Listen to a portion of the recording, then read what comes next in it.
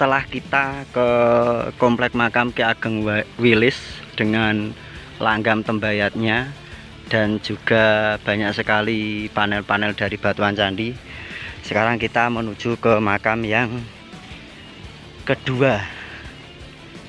Nah, makam ini sebenarnya sangat sepuh sekali. Nanti bisa dilihat dari komponen atau panel-panelnya.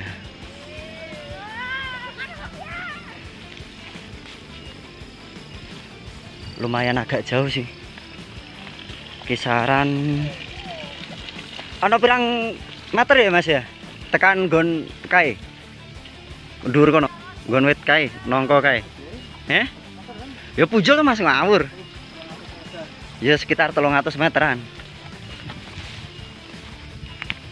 Iki masih di desa Karangwetan ya mas ya? Oh, Watu Gandu. Oh, nek lapangannya lapangan Watu Gandu. Ini loh sistem dari pertanian, mirip sekali dengan sistem pertanian yang berada di situs Liangan. Setiap pematang itu penataannya masih menggunakan batuan-batuan seperti itu loh. Ini tertata sekali dan itu sangat rajin. Nah, tuh.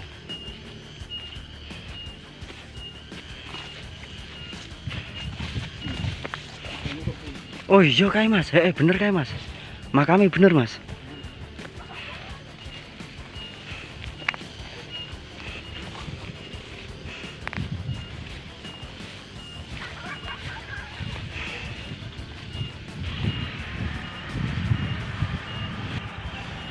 Bismillahirrahmanirrahim. Assalamualaikum warahmatullahi wabarakatuh. Alhamdulillah wa syukurillah ala nikmatillah, la haula wala quwata illa billah ma ba'dah.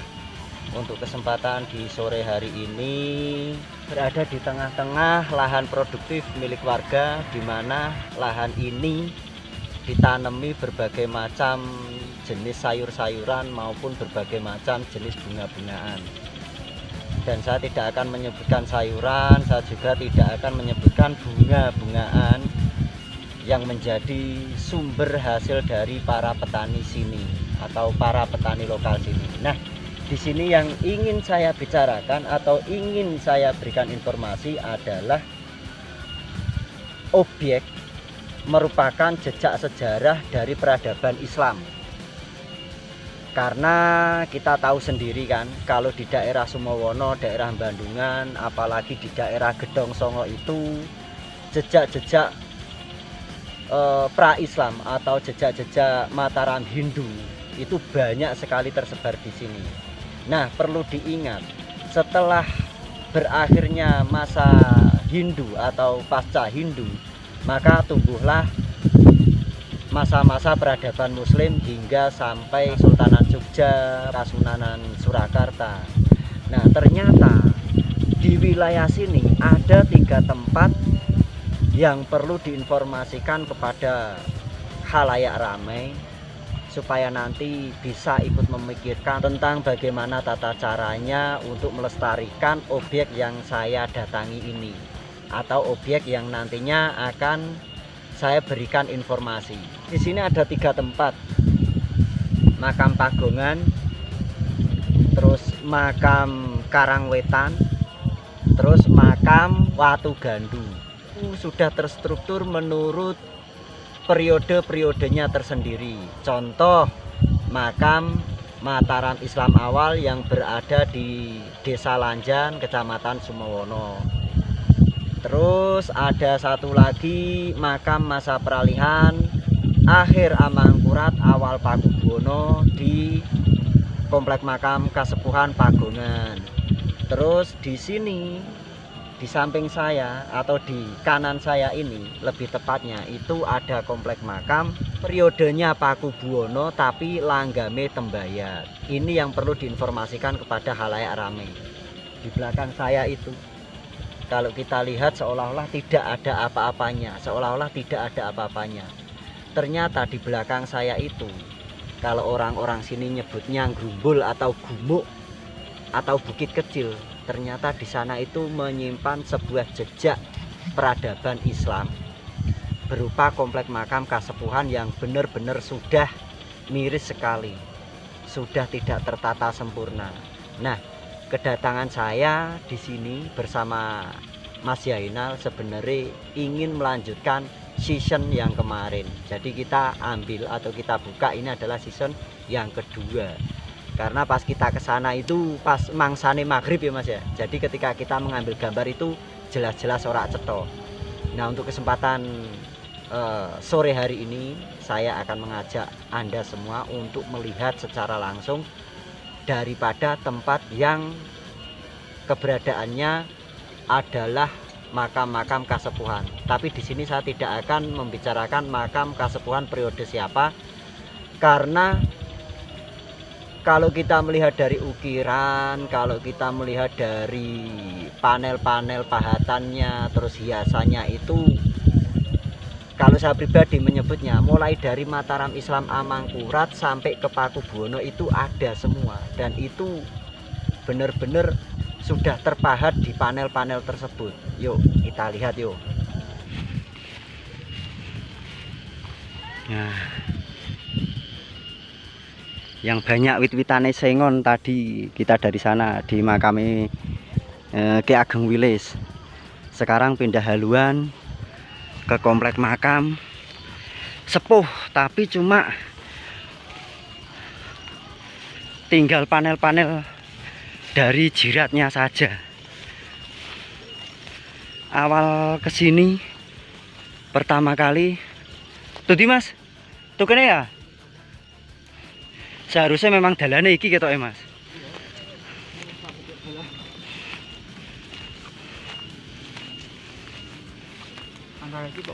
Ya kono wae liwat kae wis, sing kono wis ana dalane yo. Balik ndah. Ning kudune dalane iki. Wong ana strukture.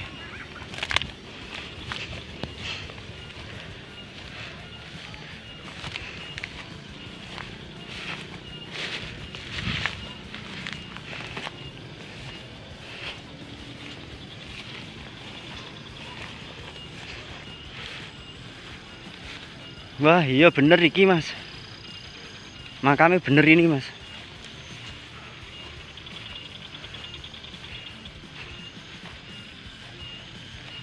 Astagfirullah.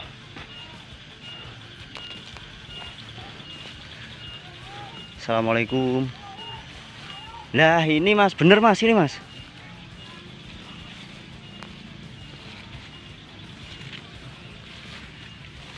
Sing keren ini kenapa Mas? Iki lho Mas. Nih. Panel jirate. Ini panel jirate ini loh. Oh iya. Deloken. Ono ukiran. Ono ukiran nek saya menyebutnya ini tapak dara atau palang Romawi. Banyak diyakini oleh leluhur kita, contohnya di bangunan-bangunan candi itu sebagai penolak bala. Tapak dara. Atau ini ya, tapak dara atau apa namanya, palang Romawi ini. Berarti bentuk ki gak kudu apa iku, gak kudu segitiga tak apa to iki kan. Iki kotak Mas. Kan kotak kan. Kotak itu sebenarnya panel-panelnya nyebar dadi nisan ini iki Mas. Nah ini loh Mas, yang paling banyak ini, yang paling keren iki Mas. Nah ini Mas, nih. Nah, waduh kacur panelnya. Nah, panelnya udah ning kene kabeh Mas. Sampeyan makam sih. Heeh. Belakang ini makam. Nah ini Mas. Cuma herane ndak ketemu nisane Mas iki lho. Coba iki ambil lho Mas. Ya gak wani aku. Sik tak ambil. Nah. Ini tempat, atau kalau saya sendiri menyebutnya ini lapik, sebenarnya di sini itu baru untuk penempatan nisan. Ini. Tapi ukirannya keren banget ki. Nah, ini ada yang namanya Brimara Wilambita. Di sini itu Brimara Wilambita itu justru diukir pada lapik nisan atau pada bagian jirat. Nah, ini sebenarnya ini gambar waru atau lebih dikenal dengan Brimara Wilambita. Nah, ini sebenarnya itu Brimara Wilambita itu seringnya terpahat pada bagian kaki nisan. Tapi aneh di sini itu Brimara Wilambita itu sendiri terpahat pada lapik nisan, lapiknya ini. Nah, biasanya Brimara Wilambita itu terdapat pada nisan-nisan periode Pajang, terus Mataram Islam awal, Demak akhir awal Pajang, terus Amangkurat, terus Sultan Agungan, ada seperti ini di nisan-nisannya. Nah, ini loh. Bagus ya, tapi Keren. Nah, ini juga salah satu dari panel jirat. Tapi keren loh, sudah ada pahatan nih. Tapi sayangi nisannya itu tidak ketemu. Tapi saya yakin ini sepuh sekali ini. Ini sepuh sekali. Malah panel jirat itu digunakan untuk ini. Nisan. Terus ini sampai ke sini. Cuma nisan ini kita belum menemukan. Berilah petunjuk. Nah, ini sampai sana, terus ini. Misal ini nisannya ketemu, disusun ulang pun saya berani. Wah, keren, mantap Mas. Iya. Nah. Iya. Piye iki lahar ngarani iki. Nah, ini. Kiranya kapan ya? Aku ndak berani memastikan tentang periode nih karena dari nisannya sendiri belum ketemu Mas. Tapi pahatannya keren banget. Ini loh. Ini pahatan jirat makam ini. Tapi biasanya di era barengan siapa? Tapi kalau lihat modelnya seperti ini nganu Mas ya, dugaan ya. Seringnya yang saya lihat itu di periode ini periode ini Pakubuwono. Iki tulisan, muga-muga tulisan. Mas, bukaan Mas. Blarak tenan, tulisan tenan. Tulisan sih Mas, diwaca sih Mas. Masyaallah. Mas, iki tulisan iki Mas. Tulisan ini. Mas. Nah, semoga saja ini Tulisan iki fik tulisan. Iki tulisan iki Mas. Oh, tulisan apa pahatan? Sik. Nek antara iki mbek Oh, pahatan Mas. Pahatan Mas. Wah, tapi keren lho pahatannya Mas.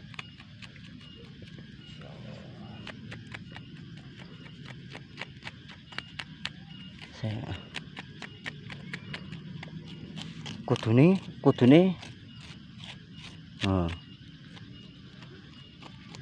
Koyok nganu, koyok pahatane ini ada yang bilang rumah siput.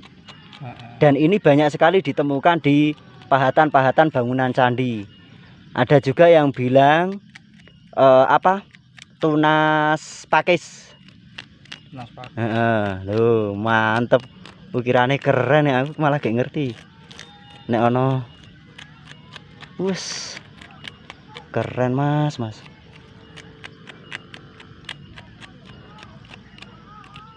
Kelihatan rak Mas? Aman. Selepas Mas. Gen Sumindi.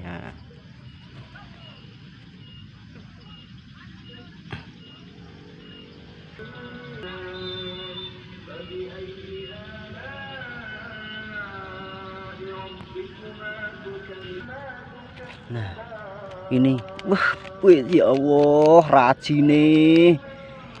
Baru kali ini saya itu melihat ukiran Brimara Wilambita sampai punggung jiratnya. Dan ini ada ukiran lagi. Ini mengadopsi dari bangunan candi. Kalau ini yang namanya antefik. Ada bangunan candi pahatan demikian. Nah, ini punggung, ini bagian jirat makam. Ini komponen jirat makam bagian punggung. Di sini terpahat miniatur dari komponen batuan bangunan candi berupa antefik. Biasanya antefik pada bangunan candi itu terletak pada bagian selasar dan bagian mustaka. Terus anehnya lagi, nih di sini, dah gitu mas. Nah di sini biasanya Brema Rawilambita atau simbol dari nasab keilmuan itu terpahat pada bagian kaki nisan. Tapi ini aneh, justru malah Brema Rawilambita itu terpahat pada bagian punggung jirat. Ini keren toh. Semesta jedane wis keren. Sesuk kudu rene nang mas. Nah ini yang bagian baliknya. Iso rajin ini. Wis. Semuanya semua warna. Nah ini loh. Tulisannya bukan, ini nganu mas, podo. Ini tanda nasab keilmuan beliau yang memberikan keterangan. Nah ini. Nah. Ini miniatur antefiknya.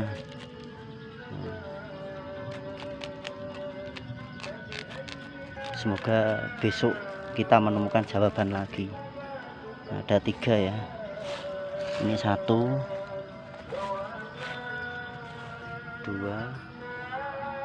Terus ini mas. Ini 3. Sebentar mas. Enggak, aku tak cukup fotonya ya mas ya. Terus ini mas. Nah ini.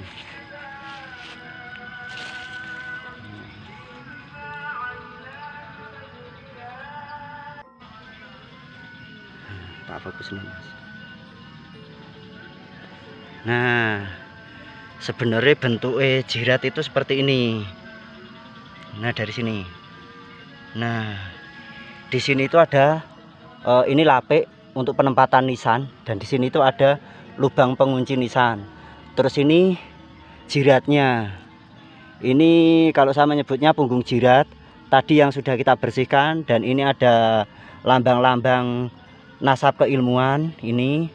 Terus ini ada yang namanya pahatan yang mengadopsi dari bangunan candi berupa panel antefik. Yang biasa nih, panel antefik ini ada di bagian selasar maupun di bagian atap. Nah ini yang paling menarik. Nah ini menarik ini. Nah.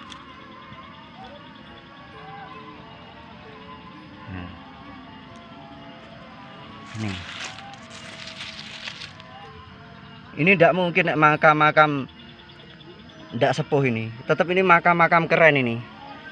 Makam mewah pada masanya ini. Jelas di sini ada tokoh ulama besar berarti. Sambung sesuk nah mas ya. Sik mas, tak ngambil fotonya sik mas. Nah, disinilah sebenarnya tata letak dari komplek makam yang saya maksud. Kenapa demikian? Sebenarnya komplek makam ini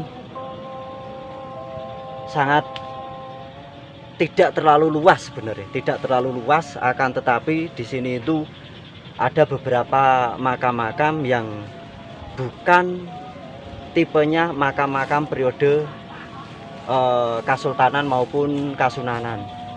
Nah, di sini kita bisa melihat ini adalah bukti dari jejak peradaban Islam di daerah Jubelan. Kalau kita melihat dari komponen ini, komponen panel dari jirat makam memiliki ukiran. memiliki ukiran. Dan anehnya di samping ini ada sebuah simbol yang memberikan informasi tentang nasab keilmuan, atau simbol-simbol ini, ukiran ini disebut dengan Brimara Wilambita, di mana Brimara Wilambita itu adalah tanda khusus yang diberikan kepada salah satu tokoh yang tingkatan nasab keilmuannya itu sama dengan wali, brahmana, pandito. Nah, bisa diasumsikan, bisa diartikan berarti tokoh yang dimakamkan di sini itu sebagai apa? Ini untuk kejelasannya ini. Untuk tanda kejelasannya ini. Ini sangat rapi sekali. Rapi dan sangat rajin. Ini yang disebut dengan pahatan Brimara Wilambita, yang memberikan informasi bahwa pahatan seperti ini menggambarkan sosok tokoh yang memiliki nasab keilmuan. Saya memang pernah melihat beberapa bangunan makam, contohnya periode Amangkurat di daerah Kabupaten Kendal, lebih tepatnya di Kecamatan Brangsong. Ada makam yang menggunakan pahatan demikian, tapi langgam nisannya itu Mataram Islam Amangkurat. Sebentar, kita tidak sampai di situ saja. Ketika kita mengatakan Mataram Islam Amangkurat,